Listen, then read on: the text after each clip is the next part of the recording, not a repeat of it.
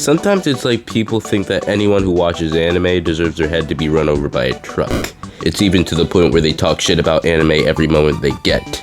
Anime itself has seen a large amount of success, from figurines, movies, video games, and to even fucking cafes. The medium has seen its boom in this era of online entertainment, and there doesn't really seem to be a stop. With that amount of popularity, it's bound to attract all types of fuck-ups. From my long, expeditious study of these creatures, I've come to the conclusion that all anime fans are over-obsessed degenerates that will cause the end of the entire human race. In fact, in my research, I found out that anime fans have a brain disease called the center malignant tumor. This tumor also tends to affect their ability to use their critical thinking skills, making them say really stupid shit. Like in 2015, when One Punch Man became really popular, Dragon Ball fanboys started to come out of their closets so they can preach that I even remember seeing the countless wars that would happen in the comments. Many men died protecting their anime. They surely would be missed. Anime fans may exhibit the same behavioral patterns due to the tumors. Examples may include, but are not limited to, bashing people who have the unpopular anime opinion, making constant jokes about what anime girl is their waifu, defending underage anime girls getting sexualized. Surprisingly enough, this tumor is actually a unique phenomenon in the medical industry, and suspected cases are expected to reach 10 million by 2035. But why does anime have this effect on viewers? Well, in August of 2011, a man named Steven Katsanova decided to research this strange anomaly.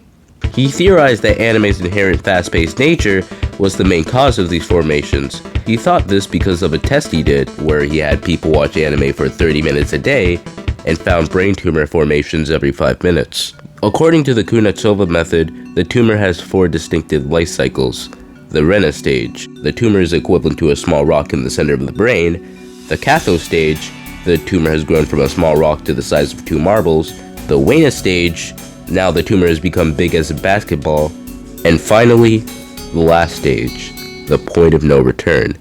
This is where anime has completely taken over the patient's mind, and they can no longer watch anything that isn't connected to Japan in some way.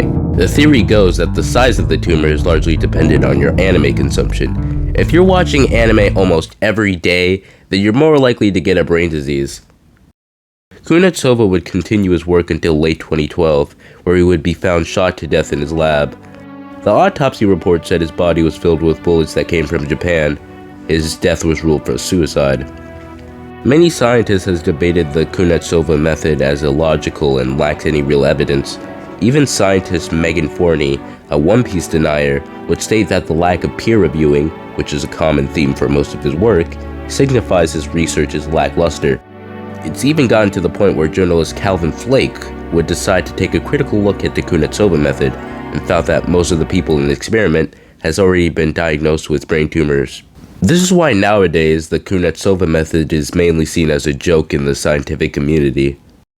To try to understand QWERTZ-WASD and his theories, we must first try to understand Japan in the late 1940s was still recovering from the tragedy that was Nagasaki and Hiroshima. Those who survived the fallout would find themselves isolated from society due to the physical effects from the bombing, and would develop many mental illnesses along in their life. That's why it's not surprising that documents dating back to 1949 heavily implies that Japan was working on a top-secret weapon that would possibly dismantle the entire US military. It's also known that during this time, Japan spent a large portion of their budget researching and creating psychological videos. It's even rumored that Japan tested these videos onto the young and personal military in order for them to create a better work ethic. Something I didn't mention about QWERTZ-WASD is that his series didn't just delve into anime itself, but more into Japan. You see, QWERTZ-WASD was something I like to call anti-Japanese. In his book named Japan and Their Plan to Take Over All of America, he details how he believes that anime's entire existence was to give Americans brain tumors so they could get revenge for Nagasaki and Hiroshima. Shockingly, the book was pulled from shelves after it was deemed as racist.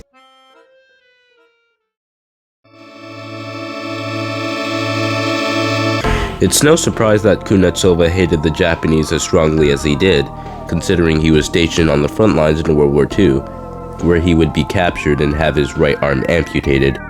Afterwards, he would soon develop an addiction to opioids. His family would say to the press that he would never be the same after this, with him spending most of his days locked in a room.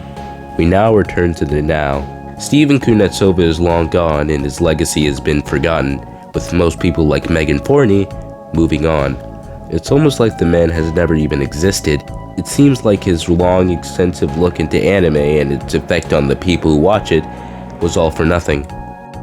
But maybe there's something more to think about Kuznetsova and his theories. Maybe his story can be used as a cautionary tale about people in general.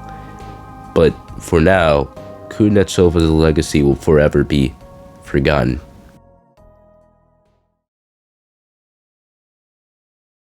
Big thank you to Patreons like Kanye West Lover 4408, Professional Boy Lover, Amarian, I know you're watching this, One Piece Denier, Chick Chick Bang, Peter from Family Guy, Sparker Specialist, and V Contact. You guys are the reasons why I make these videos at a timely, consistent rate.